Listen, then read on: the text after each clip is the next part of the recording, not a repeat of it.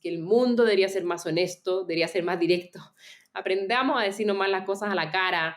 Es algo bueno, hace que la gente crezca. De nuevo, yo soy una fiel creyente que las empresas tienen que hacer que las personas sean mejores profesionales, no necesariamente ser el mejor lugar para trabajar, sino que el lugar que saque lo mejor de cada uno. Y la única forma de sacar lo mejor de cada uno es desafiándolos. Y la única forma de desafiarnos es decirnos las cosas a la cara. Entonces mi invitación quizás es a desafiarnos más, decirnos más las cosas, y así poder, ¿cierto?, todos crecer. Y si todos crecemos, todas las empresas crecen, y si las empresas LATAM crecen, LATAM va a ser, ¿cierto?, Silicon Valley que todos creemos que tiene que ser en un par de años más. Hola, soy Magali Bejar y esto es Tiene que haber algo más.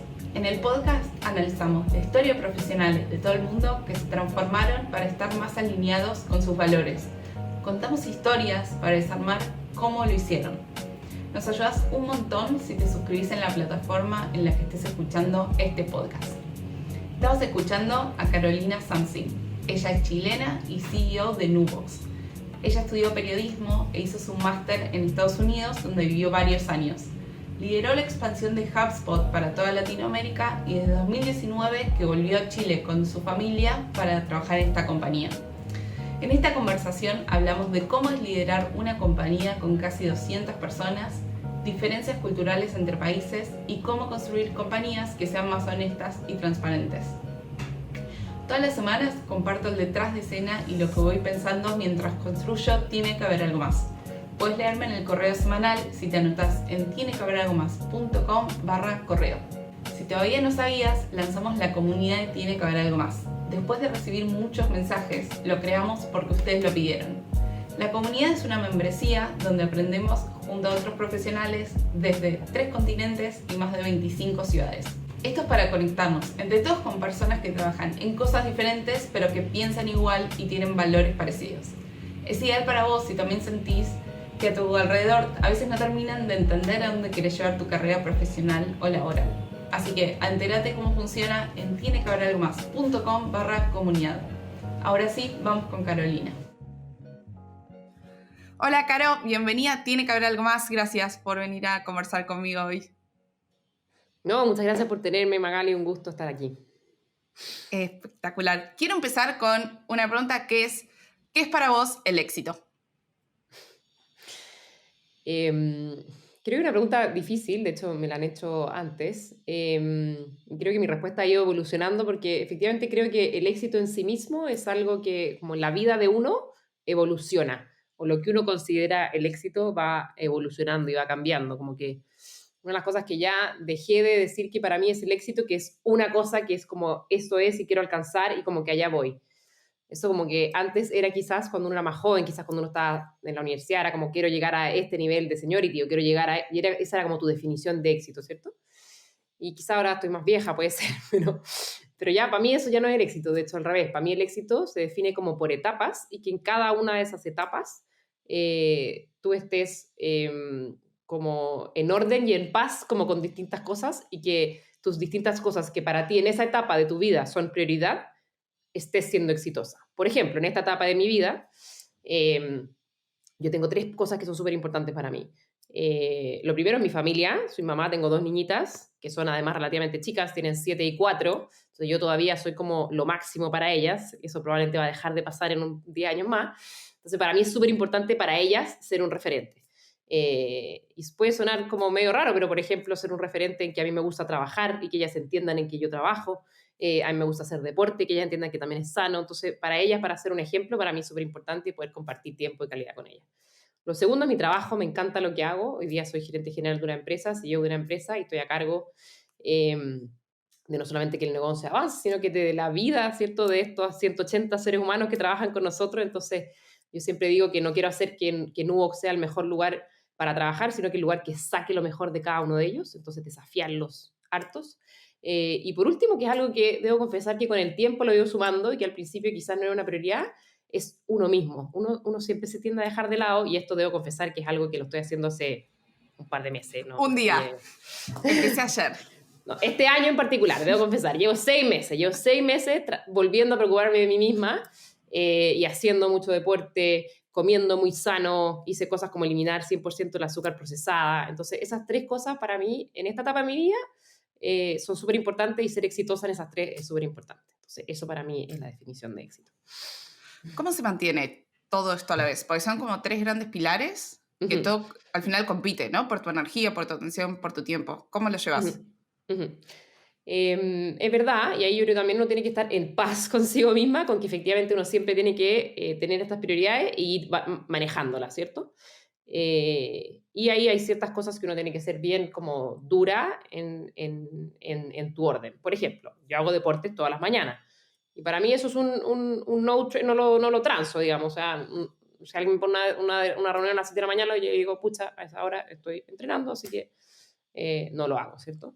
Lo mismo en las tardes, y al final, siendo súper transparente, yo creo que todas estas cosas compiten, pero lo único recurso escaso dentro de estas 3 cosas es el tiempo. Es lo único, porque uno no tiene límite de energía en general, uno no tiene límite de amor, digamos, para dar, uno no tiene límite de aprendizaje. Lo único que uno tiene límite en todas estas cosas es el tiempo. Entonces, lo único que uno tiene que aprender a manejar muy bien es tu propio tiempo. Entonces, si me preguntas como cuál es como el secreto, literal es eso, es manejar muy, muy, muy bien tu tiempo. Entonces, por ejemplo, yo a las 6 de la tarde, todo mi equipo sabe que entre 6 y 8 de la noche yo estoy con mi familia. Y a esa hora yo como con mi niñita, ¿cierto? Las acuesto, las visto, aparte de que se acuestan temprano. Y a la hora de la noche siempre me preguntan, bueno, y sí, muchas veces sigo trabajando y vuelvo a abrir el computador, pero me gusta, no es algo que lo pase mal. Entonces, es mi decisión, digamos. Yo efectivamente decido, ¿cierto?, trabajar en ciertos horarios que me permiten, en los otros horarios, darle prioridad a las otras cosas. Así que así lo he manejado y relativamente, vamos, hay días mejores que otros, claramente, pero vamos bien. ¿Qué pasa con esto de que nos vendieron el work-life balance, el balance entre el trabajo y la vida, y ahora ya eso no se usa más, y lo escucho cada vez más como la integración de ambas partes? Sí, yo ¿Por estoy de qué crees acuerdo. que cambia? Yo estoy de acuerdo. Yo creo que el work-life balance, no sé, el ser humano que inventó ese término, pero yo creo que no existe, no, esa como que estar como en completa paz, como de yo nunca lo he sentido, entonces yo siempre siento que algo le debo, ¿cierto? Que en un lado uno siente que está debiendo, qué sé yo, en el trabajo, que otro lado uno está debiendo de ser mamá, que otro uno está debiendo a sí mismo, pero que uno en el general, como decís tú, esté tratando de integrar siempre, para que, por ejemplo, para mí en esta etapa de mi vida son estas 3 cosas, ¿cierto?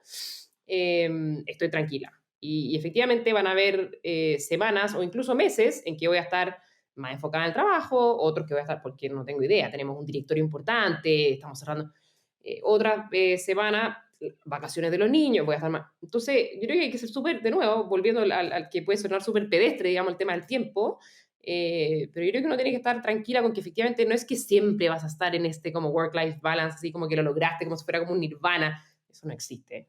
Yo creo que hay días y días y uno tiene que ser súper bueno en ir manejando efectivamente, tener muy claro cuáles son tus prioridades en tu etapa de la vida y apostar por ellas, ¿cierto? Y decir que no a las otras, ¿cierto? O sea, estas son 3, hay un millón de cosas. Estoy dejando afuera, qué sé yo, muchas amigas o cosas que uno tiene que también de repente darse cuenta que no son tu prioridad como en tu día a día. No es que los excluyas completamente de tu vida, ¿cierto? Pero que si yo tengo que ponerle foco a que estas son mis 3 focos, ¿cierto? ¿Qué dirías vos que es lo más difícil de ser CEO mujer, además con una familia, porque no me parece menor, porque recién este año, 2023, la cantidad de CEOs mujeres, creo que era dentro de Fortune 500, las empresas como las 500 empresas más importantes de Estados Unidos, recién la cantidad de mujeres pasaron la cantidad de CEOs que se llaman John dentro del grupo. Entonces tenemos un problema de disparidad bastante grande. No, y si nos vamos a Latinoamérica es aún peor. O sea, piensa que en Chile el 4% de las empresas tienen CEO mujeres. O sea, es patético. A mí me encantaría el día en que empecemos porque también siempre se habla harto como del liderazgo femenino, CEOs, mujeres. Me encantaría el día que se hable solo de liderazgo y solo de CEOs y el hecho de ser femenino o mujer no sea un tema, pero también sé que efectivamente una de las razones por las cuales hay pocas mujeres CEOs y pocas mujeres en cargos de liderazgo es porque hay pocos referentes. Exacto. Y de hecho, si tú me preguntáis, una de las razones por las cuales yo quise ser CEO y dije que sí a un desafío, porque efectivamente, como la pregunta es, vamos, es que es difícil, efectivamente, pero se puede. Y una de las razones por las que quise serlo era justamente por eso mismo, por ser un referente de que se puede ser mujer, se puede ser mamá y se puede ser CEO. Y relativamente no embarrarla en ninguna de las tres cosas, digamos, y sobrevivir en el intento. Porque yo sí creo que, y me gusta, no lo veo como una carga, me gusta tener la responsabilidad de que efectivamente otras mujeres me vean y digan como se puede ser CEO y no morir en el intento y ser mujer. Entonces son las grandes razones por las que tomé. ¿De que es difícil? Sí, efectivamente es difícil. Y yo creo que es difícil para todo CEO, o sea, ser CEO de una empresa. Yo creo que tiene dos cosas que son muy difíciles. Uno, que es un very lonely job. En general es un cargo solitario, porque uno tiene que reportarle a un directorio, ¿cierto? Y uno tiene además equipos que te reportan, entonces uno está son como dos triángulos súper importantes que uno tiene que estar como in the middle, ¿cierto? Eh, y hay muchas cosas que uno no tiene muchos pares para conversarlos. Y lo segundo difícil, y ahí está tu pregunta de ser mujer, es que yo no tengo además muchas pares mujeres con las cuales conversarlo, porque mis pares CEOs son todos hombres, en su mayoría. Entonces, una de las cosas que yo sí he empezado a hacer es tener eh, hartos como peers. Yo, otra de estos como medios mitos de como el work-life balance, para mí otro mito como bien grande que encuentro que hay que empezar a dejar son estos como mentores así como gigantes, como que, como que se usaba un tiempo tener como, ¿cuál es tu mentor? O buscar ese mentor de nuevo como si fuera así como tu Yoda, ¿cierto? Yo creo que incluso es medio intimidante eso. Entonces, para mí, algo que me gusta, y mientras uno es más senior, es más difícil Más tener ese difícil. Yoda, digamos, ¿cierto? Entonces, a mí, ¿sabes qué? Más que este mentor, que lo tuve en algún minuto cuando era más junior en la universidad, qué sé yo, ahora me encantan los peers mentors, que son estos mentores pares. Y he sido súper proactiva, que esto es algo que las mujeres también somos bien malas en hacer en general, en buscarlos y en nutrir esas relaciones. Entonces tengo un grupito de 4 o 5 pares me refiero a nivel de seniority, también en etapa de vida, ¿cierto? Con los cuales hablo y converso cosas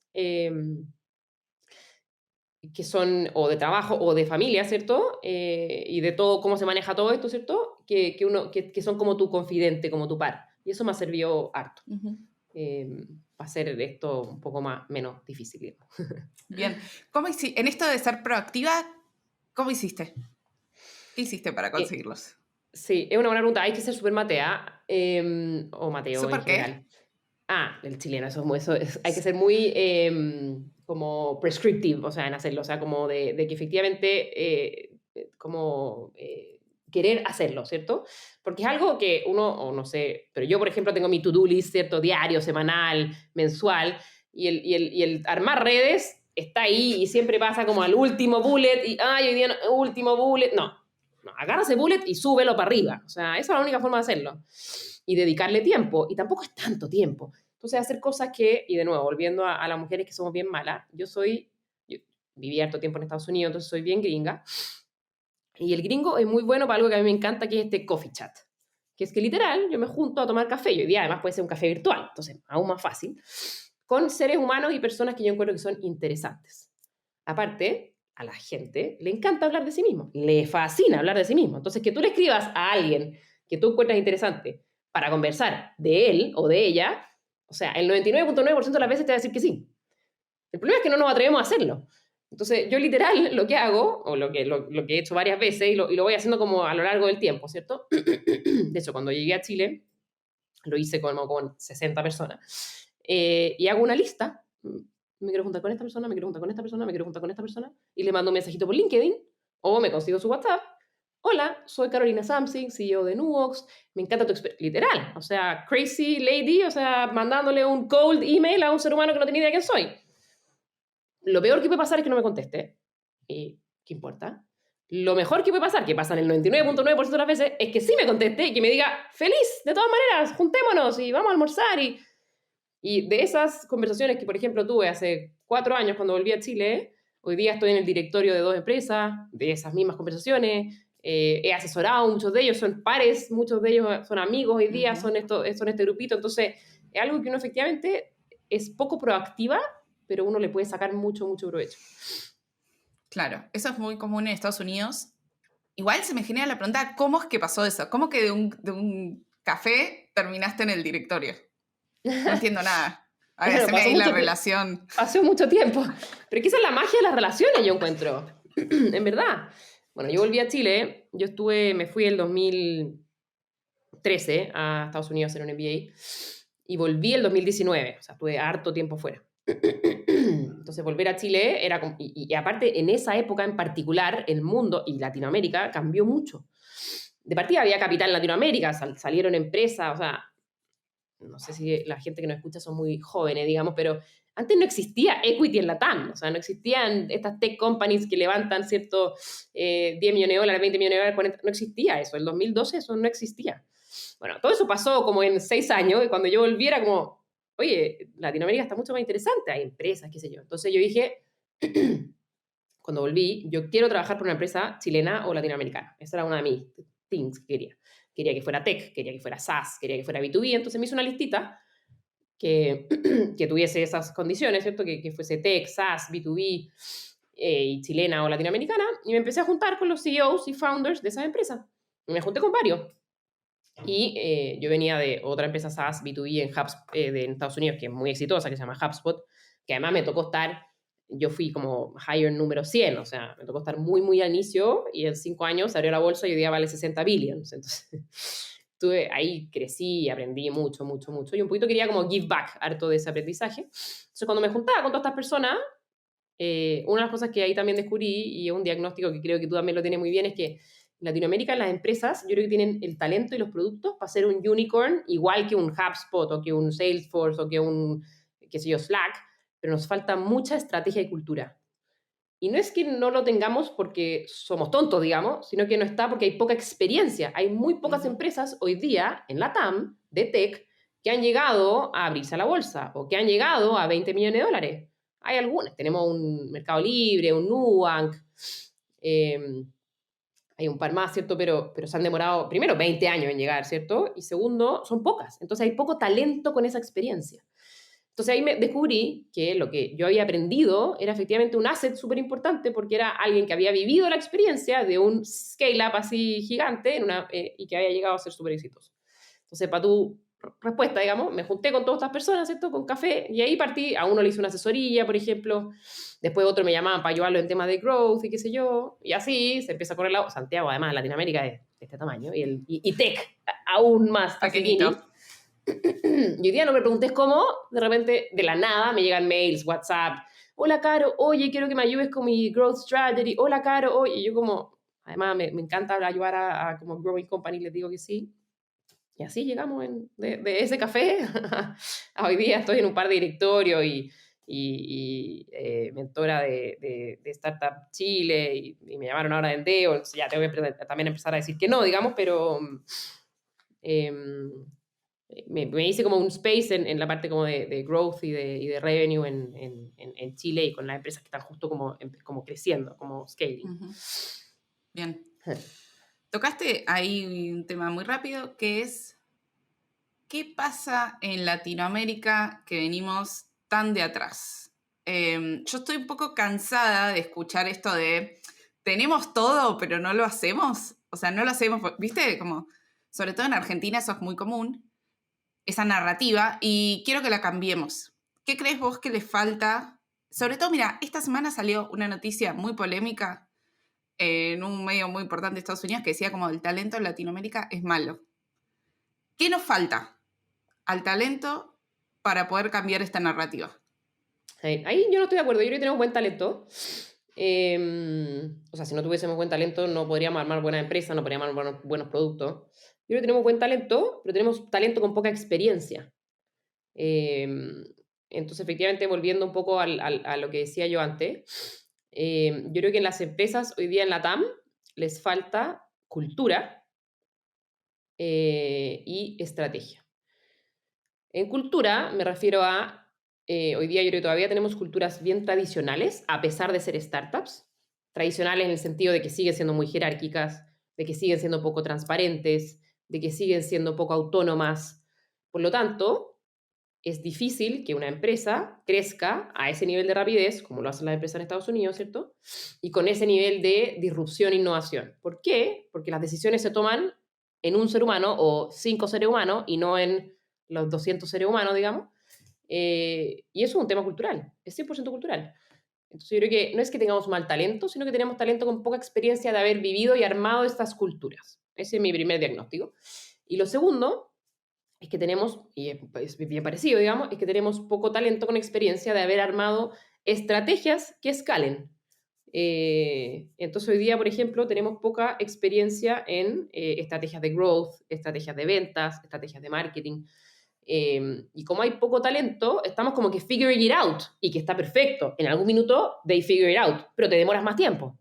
Entonces, en eso estamos. Entonces, yo creo que efectivamente la TAM está hoy día a 5 o 6 años de ser como top place con empresas así cool, porque estamos figuring it out, digamos, en temas de cultura y de estrategia, que como que we will eventually, digamos, eventualmente lo vamos a figure out, pero yo creo que lo que hay que hacer es buscar formas de acelerar eso, hacerlo más rápido. Y eso la única forma para mí es talento, con personas que lo hayan hecho y con esa experiencia, digamos. Ok. Contame un poco más de la parte de estrategia, porque la de cultura lo explicaste, creo que se entiende más el problema que tenemos. ¿Cómo sería la parte de estrategia? Yo creo que en estrategia, y acá siempre me quedó grabado una frase que decía una de las directoras de HubSpot.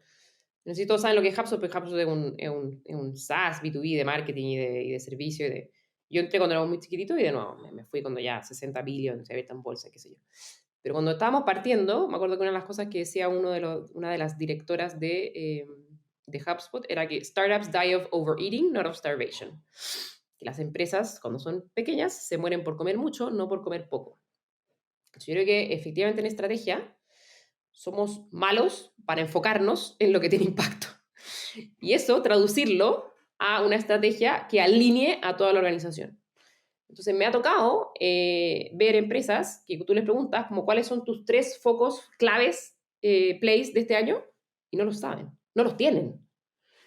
Entonces están como todo el tiempo como que figuring it out. Entonces yo creo que efectivamente, volviendo a la estrategia, las empresas, y está bien, lo entiendo, porque efectivamente todos los que son startups, tú me dices, pero ¿cómo cresta me dedico a armar una... No tengo tiempo, o sea, estoy igual aquí como que vendiendo, o sea, no me pidas que además... Bueno, yo creo que efectivamente tenemos que dedicarle más tiempo a la estrategia. Y esto no significa estar 5 días, no, pero sí ser muy proactivos en armar una buena planificación y que eso te guíe para el año siguiente. Incluso ser muy proactivos y definir lo que no vamos a hacer. Porque ese es el problema. Yo siempre digo que en Nuvox, los nuvoxeros trabajamos con foco, con garra y con corazón. Pero en verdad, tienen mucha garra y corazón y poco foco. Y mi rol como CEO es enfocarlos. Porque los que trabajamos en tech y en startup, una de nuestras características, que yo creo que está bien, es que nos entusiasmamos fácil, ¿cierto? Y vemos una tecnología nueva, y vemos algo entretenido. Uy, ahora hagamos esto, y partimos todos corriendo para... Uy, ahora hagamos... El problema es que eso es un dumb wheel, como le llama, hay un libro de From Good to Great también, que le llama un dumb wheel, que es que probamos una cosa, no funciona, pum, probamos una cosa. No, para tener este flywheel hay que probar algo y ser muy consistentes y proactivos y enfocados para que eso funcione. Y eso es la parte estratégica. Y ahí hay un millón de frameworks, pueden usar los OKR, pueden usar, en HubSpot usamos una cuestión que se llama el MSpot, lo que se le ocurra, pero que no sean estos 120 KPI, que es el típico, ¿cierto? Que medimos 120.000 KPI y tratamos de moverlo. Eso no es foco. Foco es tener 2 o 3 cosas en el año que tú quieres hacer muy bien. Y estoy diciendo literal, 2 o 3 cosas, no más que eso, y que toda la organización esté enfocado hacia eso. El problema es definir esas 2 o 3 cosas, es difícil. Entonces, por eso ahí entra la parte de estrategia, donde un CEO, su C-level, el equipo de liderazgo de esa empresa tiene que ser muy bueno en diagnosticar cuáles van a ser esos músculos, yo le llamo músculos estratégicos, cuáles van a ser esos músculos estratégicos que tú vas a empujar a la organización a desarrollar ese año. Y todos los años tú vas definiendo nuevos músculos estratégicos que cada vez te van haciendo más fuerte. Y eso yo creo que todavía nos falta. No somos muy buenos en armar eso. Claro, y también creo que es muy fácil perderse en todas estas siglas en inglés y todas las distintas metodologías que hay, ¿no? Como que todo compite con todo, con qué tengo que medir y qué tengo que usar y qué tengo que priorizar y qué está usando Google, así yo lo adopto a mi empresa, etcétera, etcétera. Y lo difícil es volver a las bases, ¿no? Encontrar estas 2, 3 cosas importantes contadas así nomás, sin sigla. ¿cómo dirías que se puede aprender sobre estrategia? Pues no es algo tan obvio. No, no, para nada. Yo creo que hay mucho de experiencia en eso, volviendo un poco a la experiencia, porque efectivamente están, como tú decís, o sea, literatura de esto hay miles, o sea, algo que uno se pone así como strategy, mission, OKR, 1 millón de libros, 1 millón de podcasts, 1 millón de... Yo me creo que eso también es un poquito el problema, hay de acceso a información. Yo creo que, volviendo a tu comentario de volver a las bases, yo creo que tenemos que volver efectivamente a identificar y enamorarnos de los problemas y solucionar problemas reales. Yo siempre digo, si una empresa no está solucionando un problema real, esa empresa no debería existir. Eh, Porque en el fondo nadie va a pagar por algo que no está solucionando un problema. Y bueno, volviendo a la base de la empresa, una empresa tiene que tener un producto o un servicio que esté solucionando un dolor y que las personas estén dispuestas a pagar por él. Así de basic estamos, pero yo te diría que no hemos olvidado un poquito de eso. Entonces, si tú me preguntáis cómo se define esa estrategia, sin ser un experto en estrategia o habiéndolo hecho 1 millón de veces, mi recomendación sería vuelve al dolor y para quién lo estás solucionando. ¿Cuál es ese dolor y para quién? Porque tiene que ser un dolor real y una persona o empresa real que está solucionando, y en base a eso arma tu estrategia. ¿Cómo vas a llegar a él de ser mejor? ¿Cómo vas a llegar y ser el mejor en solucionar ese dolor? ¿Cómo vas a llegar a solucionar el dolor de la forma más eficiente? Y ahí es donde nace la estrategia. Y yo diría que muchas empresas, cuando ya llevan, no sé, pasaron los 50 clientes, se olvidan de eso. Se olvidan de los clientes, se olvidan del dolor. Y nunca más fueron a hablar con el cliente y nunca más fueron a hablar con el dolor. Y ahí quedó. Y después se preguntan por qué no crecen. Y al igual que nosotros, todo el mundo, que cambia todos los años, nuestros clientes también cambian todos los años. Entonces, si nosotros no vamos y le preguntamos al cliente cuáles son sus dolores y todos los años, e incluso ojalá todos los meses, es muy difícil seguir solucionando dolores reales, por lo tanto, seguir creciendo. Y yo creo que eso no hemos olvidado un poco eso y para mí ahí se define la estrategia. Esa es el core del negocio, digamos. Bien. Está bueno porque lo que vos estás diciendo es súper intuitivo. No hay que tener un MBA para entender lo que vos estás comentando. Pero creo que está habiendo un problema que como es poco sexy, está tan intuitivo que vos estás diciendo, después terminamos viendo en los portales de noticias de tech, mira esta noticia que leí esta semana, que unos chicos que hace 4 semanas que empezaron con su proyecto, levantaron $100 millones para hacer un proyecto de investigación con inteligencia artificial que quizás sale en un año. O sea, obvio que va a estar desalineado con lo que vos estás diciendo. Sí, totalmente. O sea, claramente nos estamos perdiendo de algo ahí. Sí, totalmente. Totalmente. De hecho, bueno, una de las gracias sí que tiene Latinoamérica, yo creo que eso sí hay que dársela, es que somos nuevos en esto del equity. Llegó el 2019, 2018, ni siquiera, quizás 2020. Por lo tanto, todas las empresas antes de eso son todas bootstrapped. Y literal tuvieron que sobrevivir y son bootstrapped. Y tenemos hartas de esas. Tenemos un Vitex que salió a la bolsa, brasilero. Tenemos un Nubank, tenemos un Mercado Libre. Y que efectivamente solucionan problemas reales, muy reales, ¿cierto? Para personas reales. Y además lo hicieron con sus propios recursos. Por lo tanto, no estoy desmereciendo levantar equity. Yo he levantado, y es muy difícil, ¿cierto? Pero el hecho de no hacerlo o de hacerlo en una medida más controlada, te obliga todo el tiempo a estar efectivamente probando que tú tienes un valor real por la cual la gente está dispuesto a pagarte. Que de nuevo, volviendo a los basics, esa es la base de un negocio, digamos. Yo hago algo por la cual las personas están dispuestas a pagarme. Entonces, cuando uno no tiene equity, estás todo el tiempo obligado, forzado, porque si no vas a tener que despedir gente o dejar de contratar, a ir a revisar eso. ¿Está dispuesto a pagarme alguien por este nuevo feature? ¿Está dispuesto alguien a pagarme por este nuevo producto? ¿Sí o no? Y si no, bueno, tengo que hacer otra cosa. Entonces, yo diría que más allá de... Porque con equity se puede hacer también, si no estoy diciendo que... Solamente que nos desenfoca un poco, volviendo al tema del foco, ¿cierto? Y nos ponemos, a tu punto, a meter el ChatGPT y el AI en todo... Que de nuevo, no tengo nada en contra de esas tecnologías, pero nos desenfoca. Y volviendo a de que Startup Die of Overeating, nos desenfoca del core. Entonces yo creo que se puede hacer esto de ir al dolor real con equity y sin equity, solamente que sin equity es un poquito más evidente porque lo tengo que hacer si no me muero, digamos. Pero yo le diría a ambas empresas con equity que lo hagan y que vuelvan a sus bases y que hablen con sus clientes y que busquen el dolor real. Y que efectivamente, claro, es menos sexy hacerlo bootstrap. Bueno, ahora se han puesto un poco más sexy las empresas que generan, que tienen Exacto. vivo, ¿cierto? Que tienen cash flow, que ya no está Claro, esto como bueno, cost, como que ahora volvió a la balanza hacia el otro lado.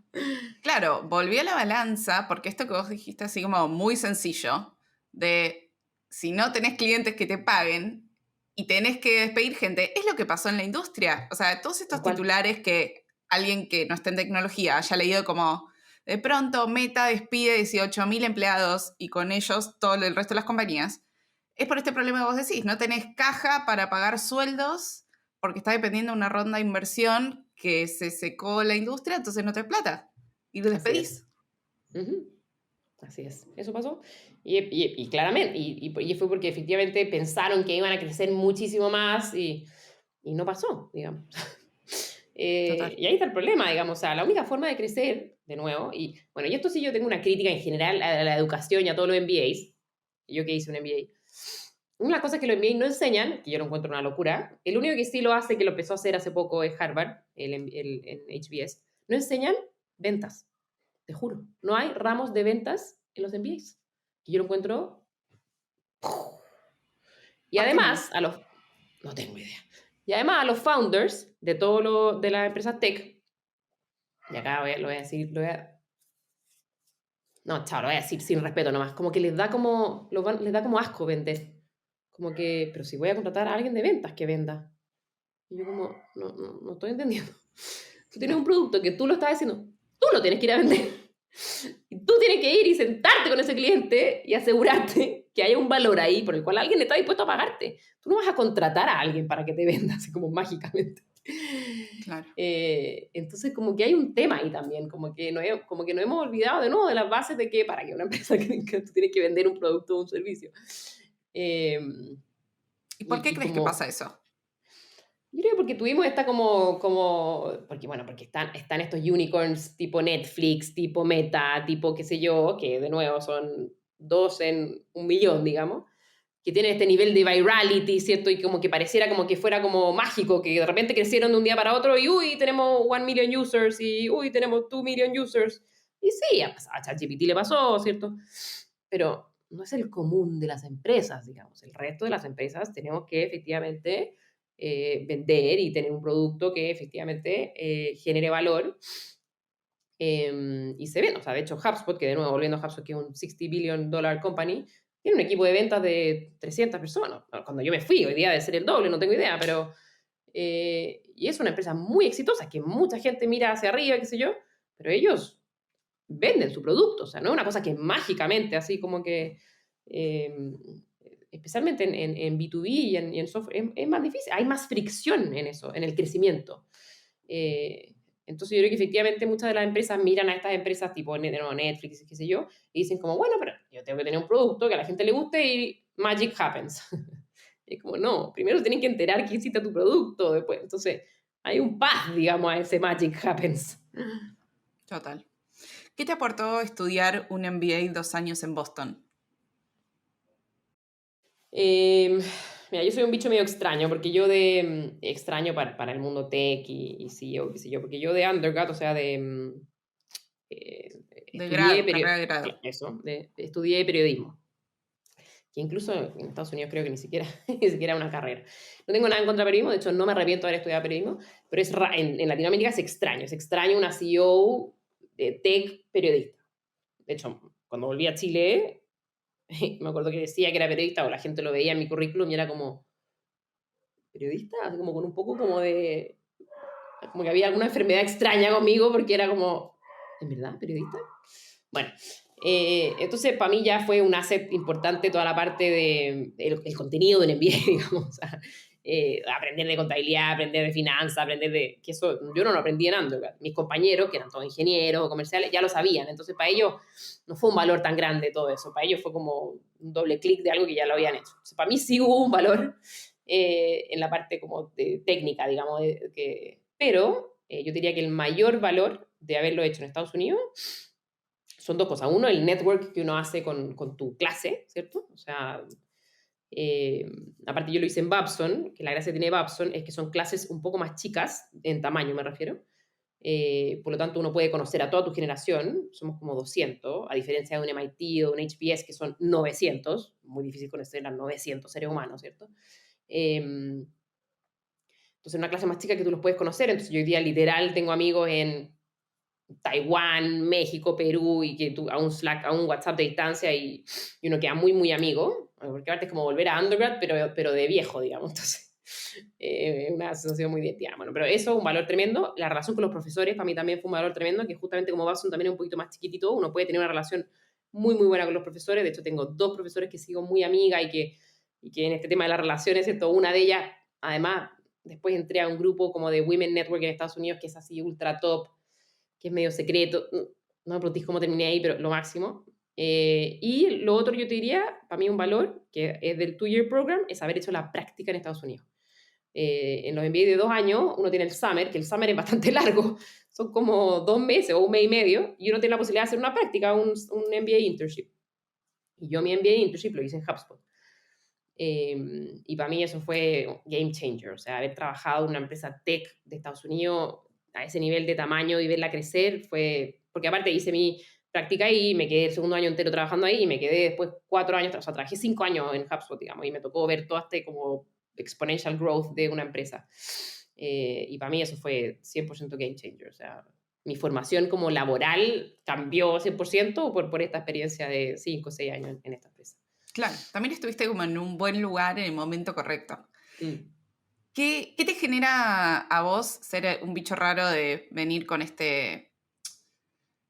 tu carrera de grado de ciencias sociales y haber terminado en tech? Porque debe ser una de las pocas. ¿Te cruzaste a alguien igual que vos con esta combinación?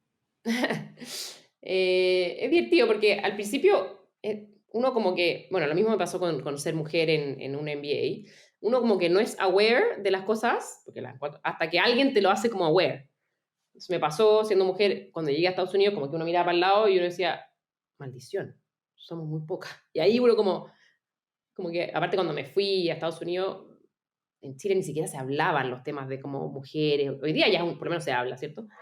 Bueno, lo mismo con ser periodista, entonces yo lo encontraba súper normal. Y me pasó cuando volví a Chile, y efectivamente tuve un poquito como cultural shock de como que la gente me miraba como raro, como decepcionados, esa es la palabra, como que era como que iba súper bien la conversación y qué sé yo, no sé qué, de repente, no sé, o veía el LinkedIn o veía mi currículum, y era como periodista, como, como que me miraban así con esa cara como de decepción, como, ¿en serio? Y yo como, ¿qué tiene de malo? Bueno, y ahí, después de como las 2 primeras que yo quedé un poquito choqueada, digamos, empecé a pensar el tremendo asset que es para mí efectivamente ser periodista. ¿Por qué? Especialmente para cargos de liderazgo. Porque si hay algo que hacemos los periodistas bien, son 2 cosas. Uno es escribir bien y lo otro es hablar bien. Y puede sonar muy obvio, pero muchos líderes que yo conozco les cuesta mucho hablar bien. Y por hablar bien me refiero a precisos, concisos y escribir bien. Y cuando uno es un líder, uno se la pasa hablando y escribiendo. Gran parte de mi rol hoy día es hablar y escribir para alinear a toda la organización, ¿cierto? Entonces yo diría que eso, gracias a mi formación periodística, lo hago muy bien y me ha facilitado muchísimo mi trabajo de ser CEO y ser líder. Uh-huh. Sobre todo creo que escribir, creo que es una habilidad que los que venimos de la industria de tecnología estuvo siempre 100% desestimada. Era como, eso no importa, como la comunicación no importa, porque lo que importa es que sepamos la parte técnica. Y de pronto, ¿por qué funcionan las empresas? Porque somos personas alineadas ante un objetivo. Y ahora, con el trabajo remoto, lo único que hacemos todo el día es escribir y hablar. Tal cual. Entonces, Tal cual. ahí está tu ventaja. De hecho, yo siempre digo, una de las cosas que digo, y mi equipo de producto me miran con una cara así como de... Yo digo, nosotros somos una empresa hecha por personas, no de productos. Incluso las personas hacen los productos. Por lo tanto, lo importante son estas personas. Y ahí como que ya me encuentran un poquito más de razón, digamos. Pero todo lo que hacemos, nos tenemos un producto como consecuencia, pero son todo personas. Todo son las personas. Y las personas se comunican hablando y escribiendo, y se alinean, y se motivan. Todo en base a la comunicación. Al final somos... Y lo segundo es que la única forma de escalar una empresa también es que todas las personas en esa empresa estén alineadas con cómo tomar buenas decisiones de forma autónoma. Entonces, todo al final reside en quiénes son esas personas y cómo están alineadas. Ujú. Así que para mí eso es clave y efectivamente, como dices tú, yo creo que en tecnología siempre, y está perfecto, nos enamoramos de nuestro producto y listo, that's it. Tenemos un buen producto y el resto como que pasa por sí solo, digamos. Ujú. Caro, ¿qué dirías que es algo en lo que recientemente cambiaste de opinión? Cambié de opinión. Yo soy una persona que en general soy bien abierta a cambiar de opinión cuando como que prove me wrong. Em, de hecho, yo siempre digo que data beats role, o sea, que la data le gana a los roles. Yo como si yo, de hecho, si yo tengo una teoría y alguien me dice, Caro, sorry, pero tu teoría no es verdad por esta data, perfecto, vamos para allá. Entonces yo en general no soy muy como que esto es como que a toda costa y sí o sí. Por lo tanto, no sé si me ocurre algo así como en concreto que haya cambiado. Ah, sí. Una de las cosas que cambié en mi opinión y que efectivamente yo siempre he sido 100% a favor, y lo sigo siendo, ojo, no he cambiado de opinión de eso, del trabajo flexible y remoto. Me encanta. Creo que fomenta la autonomía. Creo que yo, cuando estábamos en Estados Unidos, pre-pandemia, ya éramos así, ¿cierto? Working whenever you want, wherever you want, qué sé yo. Y yo sigo siendo una fiel convencida. Y yo encontraba que las cosas funcionaban súper bien en general como media orgánicamente. Esa es la parte donde cambié la opinión. No es tan orgánica la parte. Hay que forzar algunas cosas. Por ejemplo, ahora con que nosotros en Nubox estamos en trabajo remoto, yo creo que una de las cosas que sí funciona muy, muy bien es la alineación adentro del área. Por ejemplo, área de marketing, o área de ventas, o área de productos. Creo que incluso funciona mejor que presencial. ¿Por qué? Porque ellos, como área, fuerzan su alineación. Entonces tienen una daily, una weekly, un canal de Slack, un mail semanal, un millón de cosas que además la tecnología nos ayuda a hacer esto para estar alineados en la misma área. Entonces yo diría que nunca había visto áreas tan alineadas, como que todos saben perfectamente en qué están y con su daily, y hay, incluso algunos tienen daily en la mañana y daily en la tarde, y la weekly, qué sé yo. Lo que no ha funcionado muy bien y que sí hay que forzarlo es la alineación entre las áreas. ¿Por qué? Porque ya no se ven. Entonces, como ya no van a la oficina y no coinciden y no tienen esta como conversación de pasillo, y ellos no tienen entre ellos la daily y el canal de Slack y la weekly, nos ha pasado que efectivamente, y cuando ya las empresas son más grandes, porque cuando la empresa como que you fit all in one room, como que es más fácil, ¿cierto? Pero cuando ya eres más de 100, más de 200 personas, esa comunicación empieza a ser más, y ahí hay que forzarla. Yo diría que este año nos dimos cuenta de eso y hemos hecho mucho esfuerzo por forzar un poco esa alineación entre las áreas. Ujú. ¿Y cómo lo fuerzan? Bueno, partiendo por la comunicación, yo siempre digo que todos los problemas son comunicacionales y todo el mundo me mira con cara de Digit, investiga un poquito en ese problema y te aseguro que es comunicacional. No, pero ese problema, te aseguro que fue porque o no le dijiste, o no entendiste, o se te olvidó. Siempre son comunicacionales. Yo creo que lo primero es solucionar la comunicación y ser muy, dos cosas, claro y frecuente.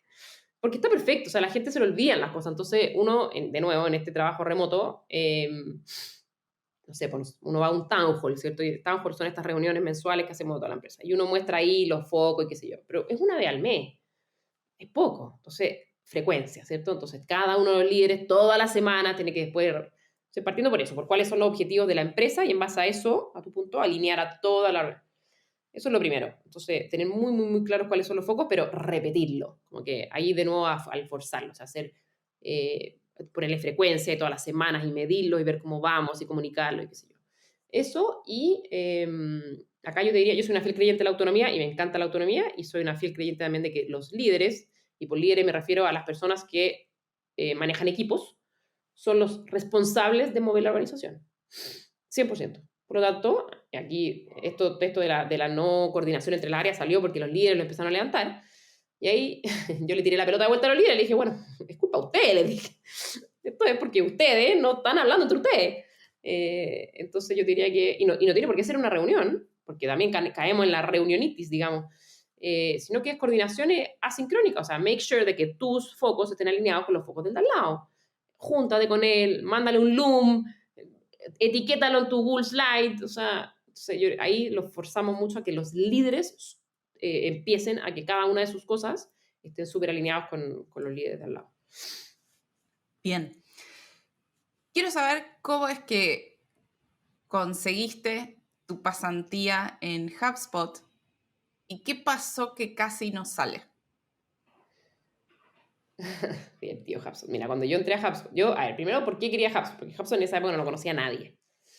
HubSpot en esa época haber sido 100 personas, 70 personas, que para una empresa en Estados Unidos eso es mini, nada. Pero había un caso de HBS, de Harvard. Uno cuando va a un MBA, uno estudia mucho con casos. Entonces uno lee un caso, el caso de Walmart, el caso de bla, bla, bla. Bueno, este era un caso de HubSpot. Y era un muy buen caso. Y te lo enseñan en marketing. Y yo leí el caso y dije, yo quiero trabajar para esta empresa. Que por suerte estaba en Boston, porque si no me hubiera causado un problema medio familiar, digamos.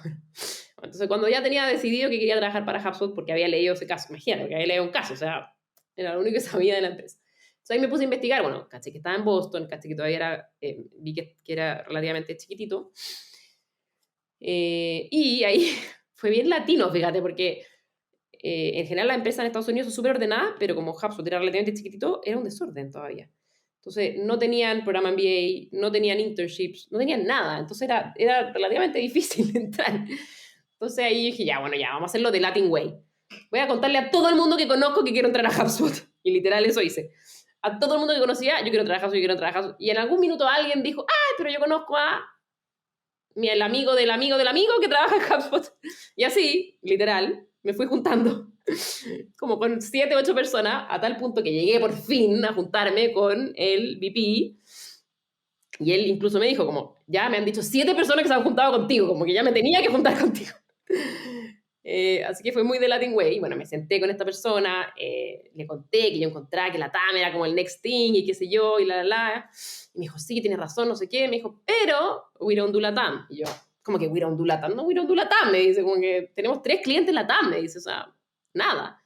Todo esto, remontémonos al 2013. O sea, la TAM para un gringo en verdad era peanuts, o sea, nada.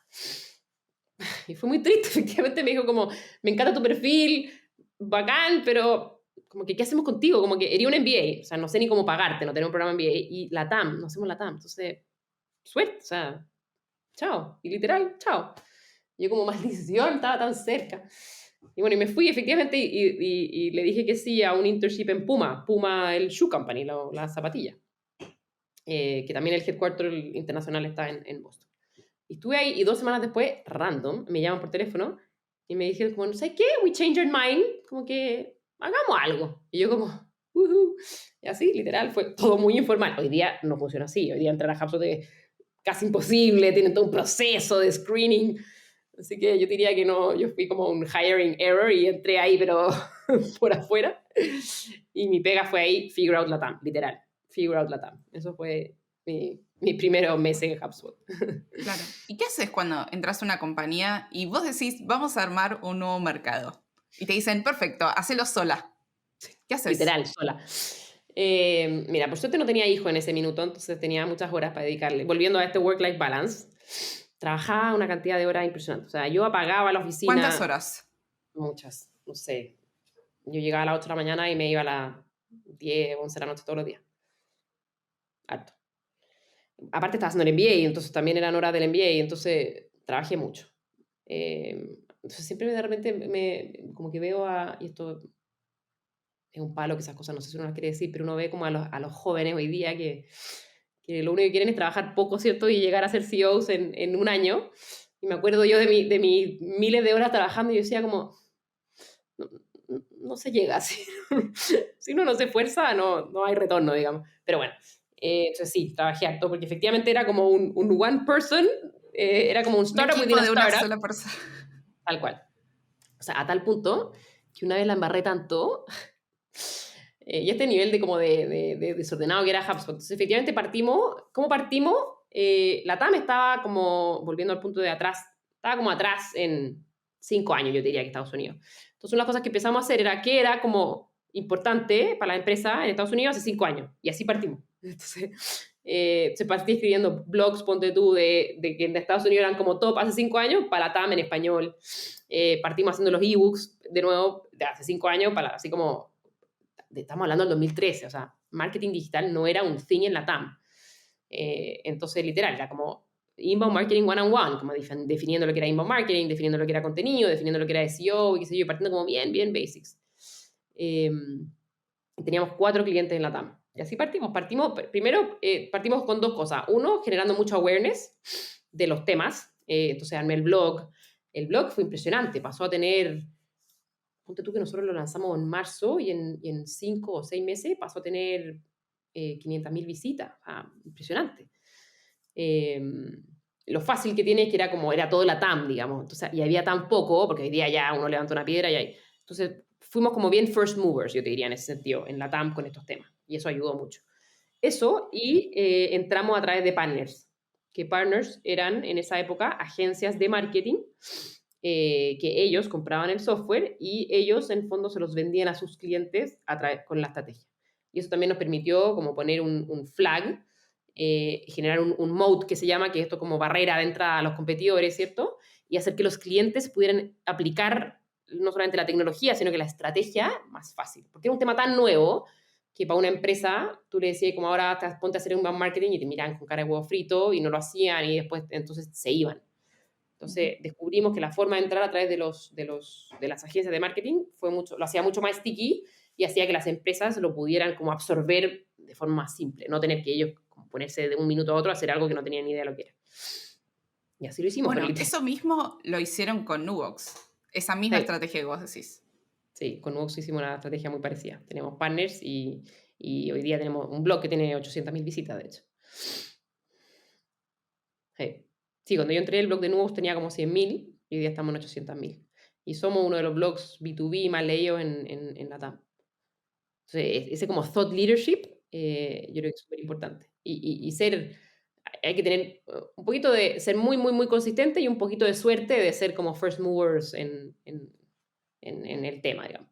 Yo diría que en los 2 casos pasó eso, en HubSpot, pero era mucho tiempo. O sea, pasé muchas horas en HubSpot para lograr hacer eso. Y después me creyeron y contratamos un equipo, y hoy día el equipo de la TAM es gigante, tiene oficina en Bogotá y qué sé yo. Pero sí, era como un startup within a startup, y si yo me enfermaba no hacía nada, no pasaba nada, digamos. Se frenaba la operación.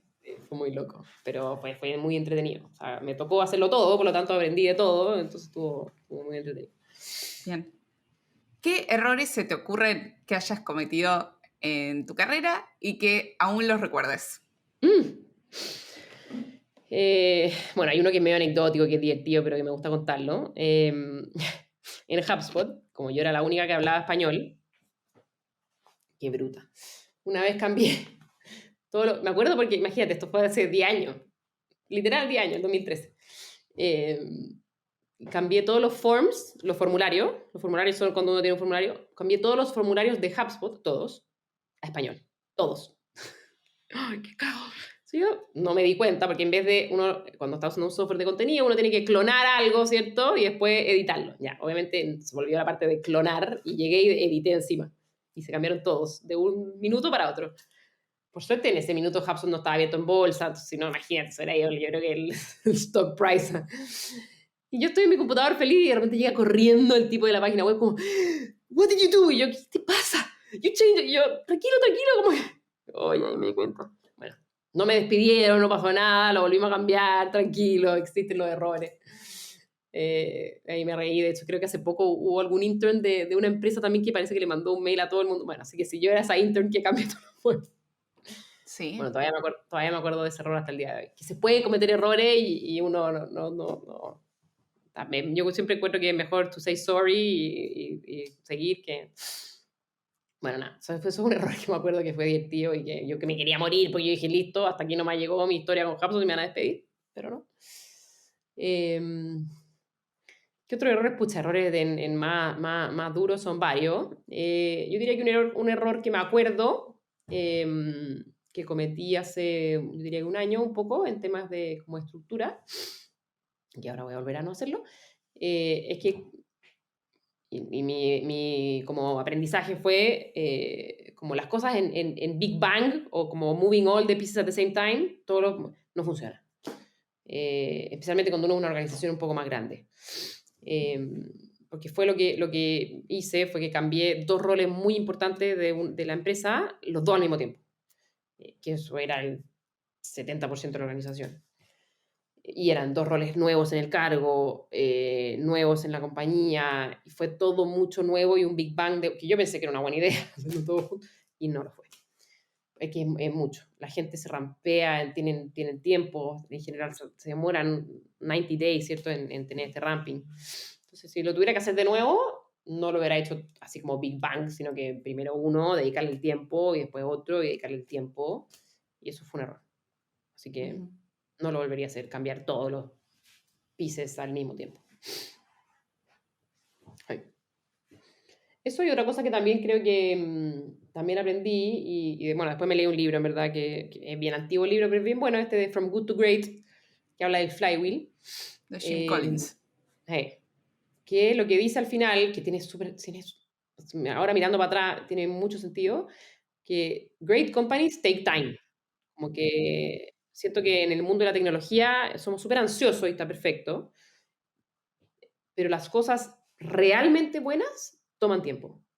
No estoy diciendo 10 años, pero por lo menos 1 año, 6 meses, o sea, toman tiempo. O sea, cuando uno está armando un nuevo músculo estratégico grande de una empresa, no vas a ver los resultados de un mes para otro. Y uno espera resultados de un mes para otro, ese es el problema. Entonces uno cae en lo que yo, ahora después de haber leído el libro, pues siempre uno tiene esta teoría, después uno lee un libro, alguien se le ocurrió antes y existe como definiciones para todo hoy día, ¿cierto? Bueno, yo me di cuenta que efectivamente fue un error, por ejemplo, haber esperado que una estrategia tuviese un mes de resultado y haberla matado al tiro. Y lo hicimos. Entonces, de hecho, la estrategia de partners que estamos hablando, en Nuvox, la partimos, no tuvo los resultados y la matamos. Qué imbecilidad más grande. Hoy día la estamos retomando y hoy día uno de nuestros generadores. Pero literal, hubo un año que esperamos 3 meses que tuviera resultado, no tuvo resultado y lo matamos. Y ahora leyendo el libro de Jim Collins, ¿cierto? Eso es lo que él le llama el dumb wheel, que es que en el fondo uno pone una buena estrategia, espera 1 o 2 meses, no funciona, la matas. Después otra, la matas. Entonces nunca llegas a tener lo que él le llama este flywheel, ¿cierto?, de una iteración importante, de constancia y de tiempo, para que efectivamente, eventualmente, al final la gracia que tiene estos flywheel es que la inercia hace que sea exponencial, ¿cierto? Y el dumb wheel hace que se cae. Entonces, yo te diría que ese dumb wheel es un error que uno comete harto. ¿No? Ansioso y pum, lo matáis la estrategia, en vez de darle el tiempo de madurez que debería tener. Bien. Y voy a hacer la última pregunta, que es ¿cómo cerramos este episodio? Quiero dejar un momento de micrófono abierto, palabras finales, para mandar un último mensaje o saludito a la audiencia, que se puede hacer de diferentes formas. Algo que ya hayamos dicho o no y quieras reiterar. Algo que esté en tu cabeza que todavía no hayamos tocado o lo que salga, lo que sea. Creo que un thread de algo que hemos hablado quizás a lo largo de la conversación, y para mí es algo que me define harto y que me gusta y que creo que el mundo debería ser más así, es que el mundo debería ser más honesto, debería ser más directo. Aprendamos a decirnos más las cosas a la cara, es algo bueno, hace que la gente crezca. De nuevo, yo soy una fiel creyente que las empresas tienen que hacer que las personas sean mejores profesionales, no necesariamente ser el mejor lugar para trabajar, sino que el lugar que saque lo mejor de cada uno. Y la única forma de sacar lo mejor de cada uno es desafiándolos. Y la única forma de desafiarnos es decirnos las cosas a la cara. Entonces mi invitación quizás es a desafiarnos más, decirnos más las cosas, y así poder, ¿cierto?, todos crecer. Y si todos crecemos, todas las empresas crecen. Y si las empresas LATAM crecen, LATAM va a ser, ¿cierto?, este Silicon Valley que todos creemos que tiene que ser en un par de años más. Ahí va, me encantaría. Me gustaría también que Latinoamérica incorpore en las comidas el concepto de a lo pobre de Chile, para que todos le pongan huevo frito y papas fritas. O sea, no hay nada mejor que la papa frita. No hay nada mejor. ¿Qué cosa mejor que la papa? Nada, son adictivas las papas fritas, son terribles.